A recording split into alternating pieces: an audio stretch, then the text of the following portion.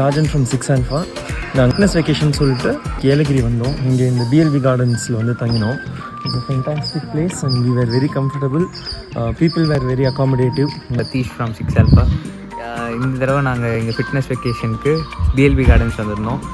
இங்கே rooms, place, அப்புறம் அவங்க போட்டு கொடுத்த ஐட்னரி, ஃபுட்டு எல்லாமே ரொம்ப சூப்பராக இருந்துச்சு.